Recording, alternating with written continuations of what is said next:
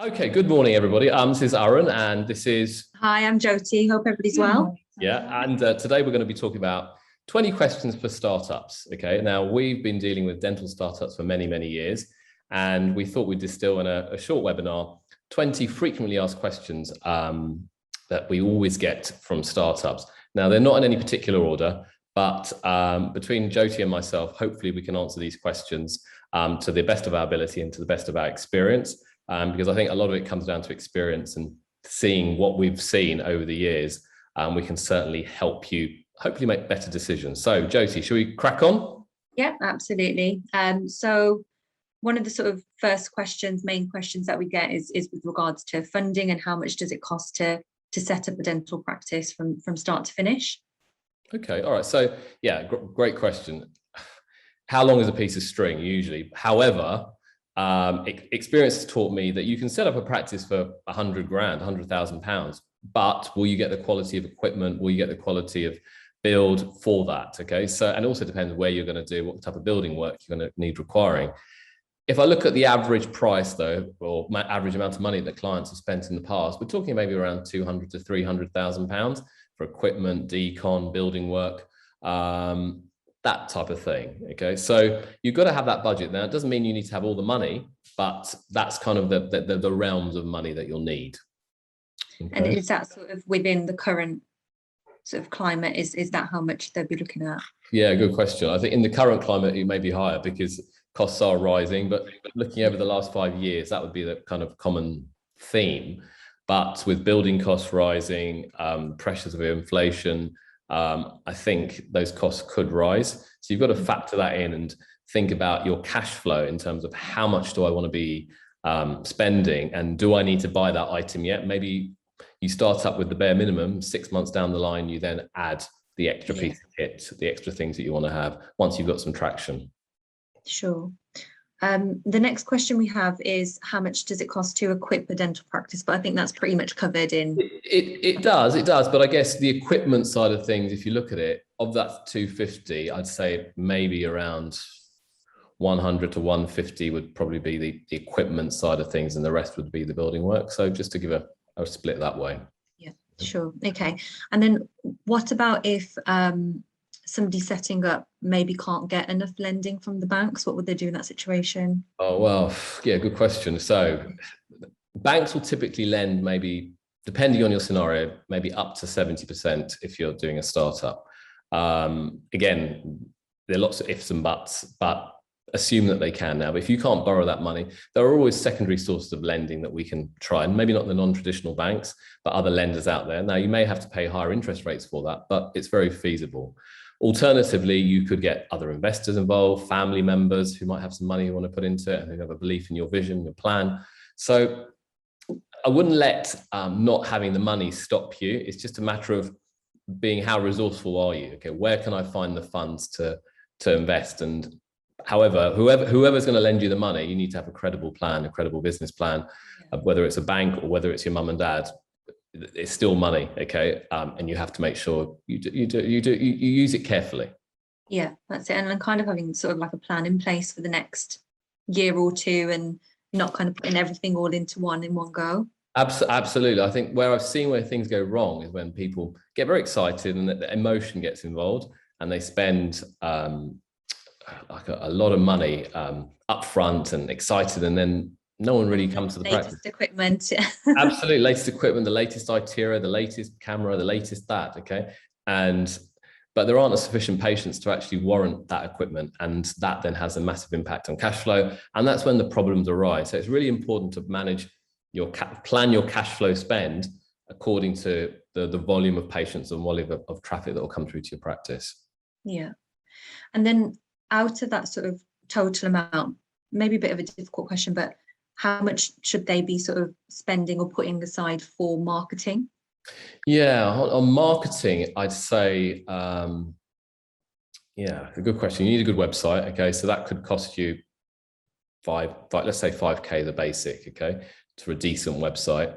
But then you could get, just thinking, you could spend money on digital marketing, SEO. And I guess it's a piece of string. So marketing is one of those things you've really got to just test. Okay. And I, as a marketer myself, for all the businesses that we've run over the years, it's some things will work. Okay. But if they don't work, stop them and change your strategy. So there's no kind of definitive number to say, okay, I need to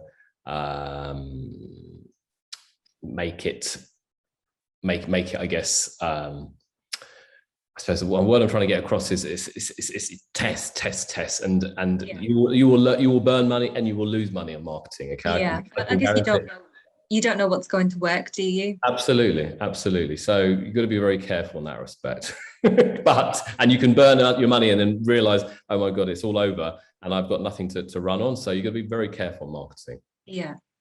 And then with regards to linking in with marketing as well. So another question that we get asked quite a lot is, what's the most effective lead generating strategies? And obviously a website is one of them, but I think a huge thing nowadays is social media, isn't it, really? I guess so. Okay, so I'm a fuddy-duddy here, Jyoti, and I think social. I know lots of practices do very well in social media. Okay, there's no doubt about it, and especially for the younger generation. But if you look at people at my age, okay, people who need dental treatment perhaps are slightly the older generation. Okay, so are they so active on social media? Probably not. Okay, how often do I use Instagram? Never. Okay. And but yeah, maybe some in your generation, certainly. Okay. But in my generation, I know Instagram, I have an account, but probably use it once a year or twice a year if I'm lucky. So now, I'm of that profile of patient that may have the money to spend on dental treatment. Okay. On private dental treatment. So you have to then think, where are those people? What do they do? So now for me, the first thing, if I'm ever searching for anything, purely is never social media, is Google. Okay. Therefore, my efforts, if I'm marketing a dental practice, would primarily be Google. Okay. Whether it's search or whether it's pay-per-click, that's where I would go. Social media, certainly for a younger generation, would be an obvious place to go for. So if you're marketing to that type of target market, 100%. Okay. Social media. Knowing your demographic, isn't it, of the practice, and then you kind of go from there, I guess. Yeah, no, absolutely. And I know that certain people do very well on the social media side of things and use influencers and stuff to get them patients through the door. But you've got to look at the way up the cost and the results of it at the end of the day. Okay. Lovely. And then with regards to the website itself, what sort of things should be included on the website? Good question. So I think the website has to be simple and clear. Okay, so you've got to have a clear call to action for people to actually want to book on the practice, telephone number, contact, but then profiles of the team, treatments that you carry out. But really where the benefit of a website is that anyone can create a wonderful looking website, but a website that actually ranks on Google is the challenge, okay? And that's where search engine optimization comes. And therefore you need to have regular blogs, regular content update, and really build that profile up in that area that maybe you're trying to dominate. So design is really important. Speed of the site is really, really important. All of these factors make a massive impact on websites now, and that doesn't come cheap, and that takes time as well. So you've got to be very, aware of that. It doesn't mean that if you create a beautiful practice, you need to have a website that actually matches and gets you the results. Yeah, that's it. And I guess that kind of covers the next question about how you can make the practice stand out from the competitors as well. So not only sort of the look of the practice itself and the outside and the inside, but the actual website as well. Yeah. I think it has to look different. It has to stand out. It has to be fast. It has to be good on mobile. Where do you go really? I guess it's people want speed. Okay, people want convenience. Yeah, that's the important thing of a website these days. Sure. Okay. Right. Let's have a look. How long does it take from setup to launch? Yeah, good question. So I'm looking at with a client at the moment. They're trying to negotiate a lease at the moment, okay, and that's been going on for a few months, okay, so that's just negotiating the lease. Then by the time they get the keys, it'll probably be another 3 or 4 months for the building, and then the building work will take another 3 or 4 months. So you're looking I'd say anything between 6 and 12 months realistically to get it off the ground. You might be lucky if you can get things moving quicker, but the way things are moving, building work, money, all these things, I'd say anything between 6 and 12 months is a kind of realistic time plan. And when Smita and yourself opened up your own practices as well, was that kind of the time frame? Yeah, very much so, very much so, 6 to 12 months. And it's important to factor that in. It's not going to, lawyers take their time, CQC take their time. I know you've got a question in a minute. All of these things take time, and you've just got to factor that into your plan, that what you hope might take 3 months might take 9 months in reality.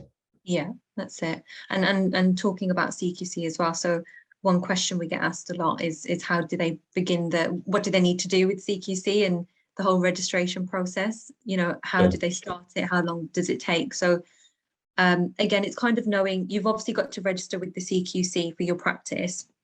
And I guess it's not knowing when you have to start that application, but with the application itself, it takes sort of around 7 to 11 weeks. And it's knowing the application as well, isn't it? Knowing what documents you need, what supporting policies and things like that. So yeah, I mean, there's sort of companies out there that can help with the process itself. But again, we can sort of advise with things like that as well, when to start it, what to do, what documents you need and things like that as well. Yeah. And I think a mistake we made in the past is, I know I'm just talking candidly here, we got everything in place, but we opened practice was ready to open, but the CQC weren't ready for us to open. So we were obviously slow off the mark, but no one was, the wrong person talked to the wrong person, and before you knew it, something had fallen through the gap. And that's invariably happens in setting up a practice. So we had to wait, I think, 2 or 3 weeks. Even though the practice was ready and all shiny and new, ready to go, we couldn't operate. So that's one our mistakes. Yeah, and everything is on the CQC website as well. It's all detailed about how long it takes, what you've got to do. So definitely the CQC website's a good place to go to for information as well. For sure. Okay. A really good question. Would you advise, or is it best to go for a leasehold or a freehold property? Okay, good question. I would personally say when you're doing your first practice, okay, I'd always go for a leasehold. Get the location right. Okay, too many people get hung up by a freehold. Now, if you get a freehold and it's a fantastic location and you can afford it, fair enough, go for it. Okay, but don't get too hung up on the leasehold freehold. You're not a property investor. You're a dentist. Okay, and you need to make sure your dental practice fires on all cylinders when you open up. So get in the right location on a lease, on good terms, okay, and you can get good terms nowadays. You can negotiate. There are lots of empty units dotted around the country, as we can see on all our high streets.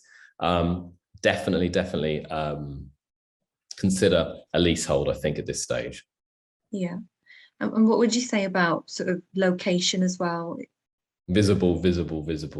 Okay, so be by a supermarket, be by a car park, be by a station, whatever it may be next to Costa, whatever it might be. People want to see visible practices. 10 to 50 yards down the road from a Costa may not be good enough. Okay, people come to things that are in prime locations. Okay, being at the end of the high street where there's nothing there, it might be cheaper. There's a reason why it's cheaper. Yeah. Okay. All right. So, and it might be cheaper for you, but then you might need to spend a hell of a lot more on marketing. So you got to weigh that up in that respect. Okay. Next question. So this is more so about building the team now. So how do I recruit and put together the best team, the ideal dental team? Pray. That's the answer. Yeah, it's a challenge. Getting a team right is a hard thing, and I've building teams for the last almost 20 years in business, and you make plenty of mistakes. But I think the bottom line, you've got to get someone, or to get a team members who buy into your vision and your aspirations, and that you can work with and that you can trust. Okay, and teamwork is a mutual respects thing. 100%. It's not boss and them. Okay, far from it. If that's going to be the case, that isn't going to work. You need to lead your team. Now, there'll be times when it's a bumpy road, but you have to be willing to get your hands dirty, help the team, and get the person with the right attitude. And if I had to say, if there's only one thing to focus on, if you're hiring someone, get someone with the right attitude, period. Okay. you can teach them and share your vision afterwards. Absolutely. That's right. Absolutely, 100%. So attitude, get this. If they haven't got the skill set, fair enough, doesn't matter. Okay, you can teach them, as you said. Yeah, yeah, and obviously, sort of getting them on board with the practice vision as well. I think it's just making that very clear from the start, isn't it? And in the recruitment process, in interviews, and making them aware of how your practice is, the expectation, how you want the staff to be, and then you've also got to follow through with that. It's a continuous thing. Of course it is, yeah. Isn't it? So probations, inductions, they're all really important, appraisals, and also practice meetings. So important. And a lot of practices who do sort of morning huddles, they do succeed because they've had that sit down with the team in the morning. They know sort of what the plan is for the day, and it's just constantly drilled in, isn't it? Yeah, 100%, 100%. Okay, no, good. Lovely. Just trying to see if there's any more questions about sort of the team. Another question actually is, should I recruit a hygienist or a therapist in my practice? I think in the longer term, that should definitely be something to consider. But whilst you're getting things off the ground, you might not get a hygienist or therapist who wants to work in your practice because there may not be sufficient patients. So you want to try and get the practice off the ground. And that might mean you doing some hygiene initially, okay? But once you get some traction, maybe then, put a hygiene or get a hygienist in to support you.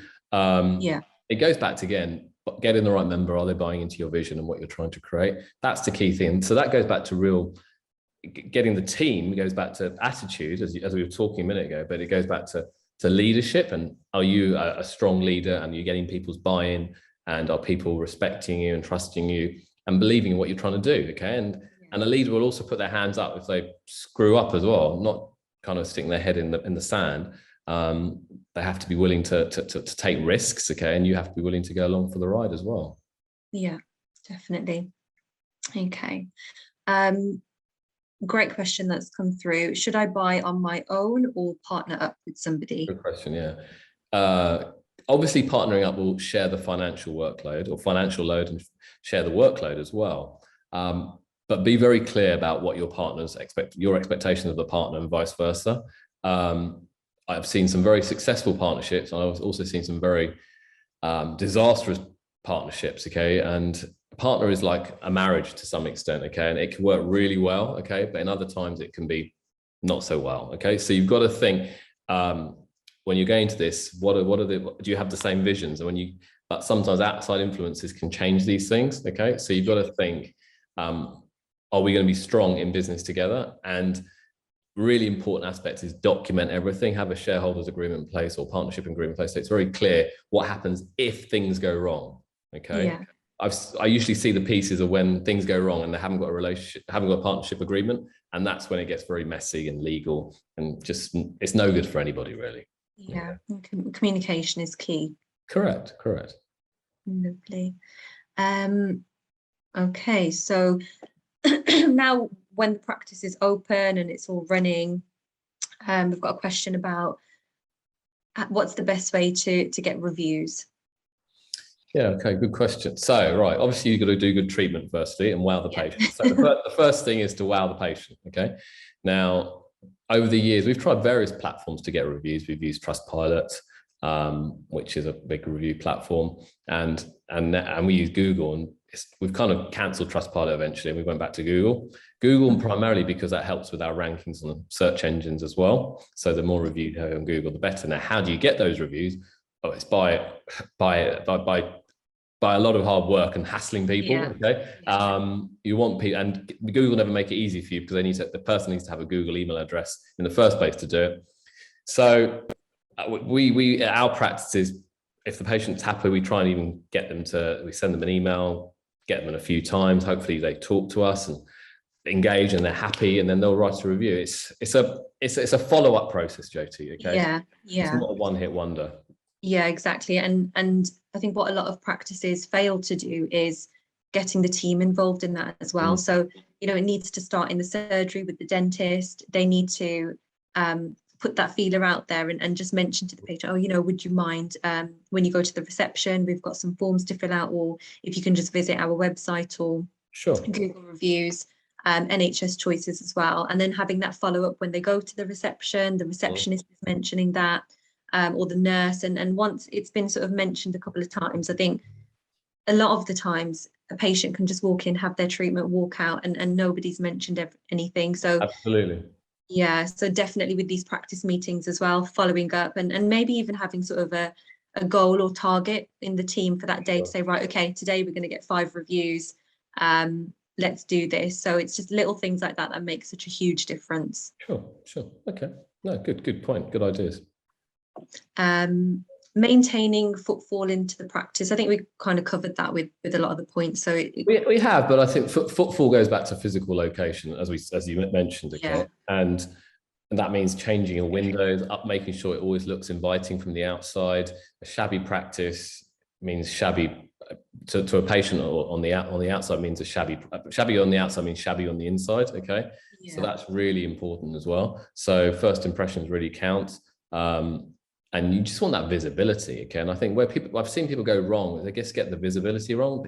If you can't see it from the high street, no one's going to come to you, okay? Yeah. And it's going to make your job a lot easier. It might be cheaper on the rent, but there's a reason for it. So exactly, get the physical presence there. Yeah, get that right to begin with. Yeah. And then lastly, what do I do if once I've opened my practice, I start operating at a loss? Well, in terms of you probably, when you start your practice, you will have some losses. Okay, that's the norm as you start up. But obviously, you've got to make sure you have cash flow in place to be able to support those losses for the first, say, 6 months. Now, things continue to go bad. Okay, or continue weekly, and you need to kind of not put your head in the sand. Okay, this means you rolling up your sleeves. Okay, and changing things. It might mean changing staff members. It might mean changing your marketing. It might be changing your website. But business is never straightforward. Okay, business is you're not going to make millions overnight. Okay, the reality of the situation is going to go wrong. Okay, and you'll make mistakes and you will make a loss. That's the true reality of the situation. But if you've got the grit and determination and the vision, and the team around you, whether it's internal team or external advisors, such as people like ourselves, you can make it work, okay? And you've got to really be clear about when you're going to start a business, you're going to make a success of it. Don't accept that you're going to struggle and stuff. And there will be outside influences in life which will make you struggle. It might be a partner saying, oh, you're losing money and I don't like it, and it's affecting your relationships and family and friends and stuff. That may be the case, okay? So you've really got to be determined and believe in yourself, and once you and really adjust and be flexible. I think that's a really important aspect as well. Be flexible, because nothing's ever linear in business. Okay, there'll be highs, but there'll be many lows as well emotionally, and you'll be wondering, why on earth did I start this practice up? I can guarantee it. Okay, but if you've got the determination, it'll be worth it.